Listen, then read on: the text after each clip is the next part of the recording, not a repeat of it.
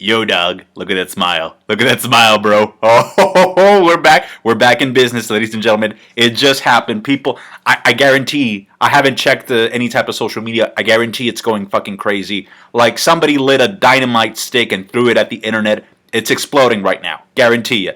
If you haven't seen the episode already, I would highly recommend that you do a live reaction. This is definitely one of those episodes that you're just like, you're going to get a reaction out of this no matter how you slice it. So, or if you have like a friend or a family member that hasn't watched the episode, just record yourself, man. Have fun. It's great. For this to be the second episode of the season, it's incredibly strong. So we open up with Bran and the Three-Eyed Raven, and he's in a vision, actually. He's just going back into the past. And I really like the way that they did it. It kind of reminded me of Harry Potter, you know, the what's it called? The pensieve, when you go into your memories and stuff. And this was just going back to Winterfell. You know, it just automatically made sense why this episode is called Home. It really reminded me of, like, you know, the first season, the first episode actually, where, you know, of Happier Times, we see Ned, you know, sort of practicing with Benjen. And most importantly, I think we see Lyanna, which now it makes perfect sense why they would set up Bran to have these visions of Lyanna and then have, you know, Jon be revived at the very end of the episode. It just makes so much poetic sense. So I think we're definitely getting closer to the R plus L equals J theory becoming, you know, confirmed as true. That being said, we also find out that Hodor, he used to be called Willis, and he used to talk. There's also a very brief reference of him having some type of giant's blood in him. I don't think that's a coincidence. I think that's super intentional. But let me just get back to this scene, okay? When he got out of that flashback, I usually don't like flashbacks, but when Bran got out of it, I was like, what the fuck? Seriously? You show us this, and you leave us hanging like this? So I had pretty much the exact same reaction that Bran had. It's like, you just, like, you showed me something I care about, and you just pulled me out of the movie. And the reason I don't really like flashbacks in storytelling is because I think it takes a very skilled writer to know how to use them properly, because, you know, sometimes they can get either very repetitive or they become irrelevant at points. That being said, though, if they were to dedicate an entire episode of Bran, you know, going back into the past, one of Bran's visions, I would be okay with an entire episode like that. In fact, now that I think about it, I kind of really want one. Just an entire episode of a vision that happened in the past. Because we're getting the Tower of Joy, right? Really want to know more about what happened to Hodor. Because honestly, like, pretty much like the fandom would just treat him like a joke, myself included, right? Oh, he just says his name, Hodor. But it's like, after this episode, it's like, wow, no. There may be something deeper going on here, like some type of like trauma or like mental condition or something that he acquired when he was really young. We go to the wall and Alistair Thorne gets wrecked. I thought it was interesting, like when the moment the wildlings come in, like a lot of the archers didn't shoot. So it's obvious that the speech that we had last week just didn't impress any of them. And so, yeah, the archers don't shoot, and the one that does shoot gets turned into ketchup by 1-1. This scene kind of actually mirrors, or is kind of like pretty similar to the one that we get in King's Landing there. The Jaime and Cersei scenes this week were pretty intense, specifically when it comes to Cersei. Like, the things that we've seen from her this season have been very dramatic. Like, a lot of the scenes that she's in are like, I feel like they're sort of like made for her to prove that she's a really good actress, because it's a lot of acting, and not just, you know, not just saying lines, but acting through her facial expressions, the way that she behaves. So it's obvious now that her and Tommen are going to be like this. Tommen pretty much admits that he's weak. He needs a lioness to protect him, and Cersei responds with a quote that is very true to her character, which is always. And then we go to, you know, what appears to be Marcella's funeral. And I like how they explain the reasoning for the eyes, is that they close in the mortal realm, but they open up in you know, sort of like a spiritual realm. That's according to the High Sparrow. Now, despite the explanation, I do have to admit that I still laughed when I saw Marcella with those eyes, because they're funny. But anyway, we get a pretty nice conversation between Jaime and the High Sparrow. I really like the quote of, like, we're poor and powerless, and yet together we can overthrow an empire. We heard it in the trailer, and I think, you know, in theory, this is speaking to some type of, like, you know, democratic change, like some type of democracy, but yet at the same time, the Order, there's still, like, a very strong tyrannical aspect to it, just given the fact of how they treat sinners and how they humiliate them and all that stuff. So I really thought that Jaime was going to kill him, though. I really thought, this is it for the High Sparrow. They're killing everybody from the previous season, so, you know, might as well. I kind of get the feeling that he's going to die pretty soon, though. What's stopping, like, the mountain zombie from killing him?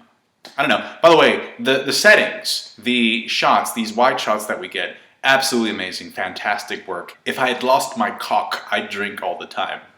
That's a really nice line from Tyrion. We go to Essos, Marine specifically. We did not get to see Dany in this week's episode. Doesn't matter to me.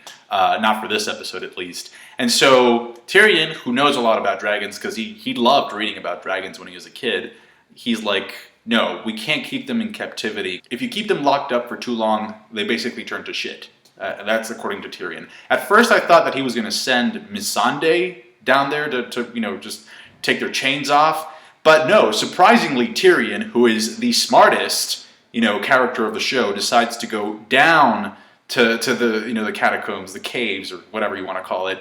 And these dragons haven't eaten in a while, so he decides to go down to face these 2 starving dragons to get rid of their chains. Like, what the fuck was that? Seriously, like, for a smart dude, that's a pretty dumb decision. I mean, it just is. And I like how he acknowledges that by the end when he tells Varys, next time I have an idea like that, just punch me in the face, man. And by the way, I don't know if you know about the Tyrion is a Targaryen theory.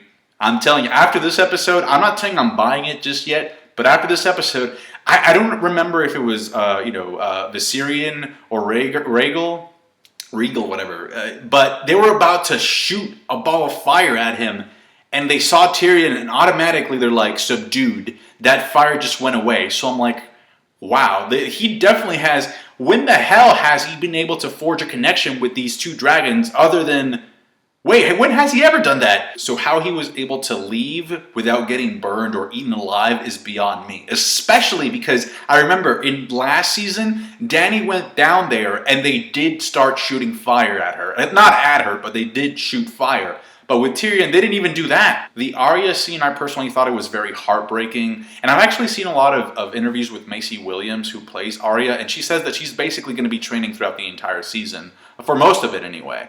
And no, but what's really heartbreaking is, I think, this is something that really worries me about Arya, is that I think she's slowly, sort of letting go of her identity. So if she ever gets to meet back with her siblings, she's not going to be Arya anymore. She's not even going to recognize them. And if they recognize her, she's probably going to deny that she's Arya. So I'm happy that she's no longer a blind beggar on the street. She's obviously willing to sacrifice everything for her training. I'm just worried that the upcoming training is going to stop her from reconnecting with her loved ones in the future. According to the opening sequence, we're definitely going to get some Ironborn screen time this season.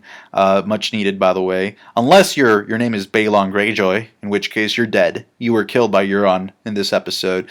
So I like this because it kind of sets up Theon to go back to Pike. Because technically speaking, I think he would be the proper candidate to lead the Ironborn in this case. So if he allies himself with Jon and the Wildlings and Sansa in the North, whew, it's over, man. I think these are end game plays. Honestly, this is where the pieces begin to move. By the way, that scene with him and Sansa, oh man, it was just so emotional. I loved it. Just great. The snow, the theme. Everything was just amazing. And then this piece of shit here. Oh, man. Honestly, I thought that out of all the people, the only person that Ramsay would never kill would be Roose. But I guess I was wrong. The moment he hears, it's a boy, you have a new heir. Well, there you have it, Dad. Thanks for everything, but it's time for you to go. So I guess this pretty much confirms the fact that Jon Snow and Ramsay will fight. Get your tickets early. The Battle of the Snows, the Battle of the Bastards is coming this season. I cannot wait. It's probably going to be one of the most rewarding experiences to watch Jon just cut this guy's head off. Oh my. And so in reality, Roose was basically like a tool to set up Ramsay so that he can instruct him on what to do. He was basically telling Ramsay the play. So basically, you got to get Sansa back. She's the key to the North. The problem with that, though, is that they assume that Sansa is in Castle Black, which, of course, we know that she's not at the moment. So, and even Roose told Ramsay, if you kill the Lord Commander, right, you're pretty much like declaring war, to the entire North. But Ramsay doesn't care. He's too reckless. He's going to do it, and it's going to be great to see him burn. By the way, huge shout out. Amazing props to who I think are the 2 MVPs of this episode, Braavos and Melisandre. Braavos for being the motivator, the kind-spirited man that he's always been. He does not disappoint. And Melisandre for performing the ritual. I know she's been broken, like her faith. It was kind of like on very unstable waters. Both of these characters, their evolution, since their starting point where we saw them, working with Stannis up until this point. Both of them were kind of like meant to work together to bring Jon Snow back. Oh man, what an amazingly executed episode. The hype is real, guys. Jon Snow is back. He's Lord Commander. We're going to get the Tower of Joy flashback. His lineage is going to get revealed, and this is leading up to the finale, the battle of battles, the climax of this show. I can feel it. It's begun. The pieces are moving. To quote Gandalf, the board is set, the pieces are moving. I cannot wait. Amazing episode of Game of Thrones. Holy shit. That's it for me. Thank you so much for watching. What an amazing episode of Game of Thrones. If you're new to the channel, I usually like to post 3 comments per week that I think are pretty insightful or funny, like this. So yeah, make sure to comment, like, and subscribe for more Game of Thrones reviews. This seems like it's going to be one of the best seasons so far, so I can't wait to see episode 3. Thank you guys. Catch you later.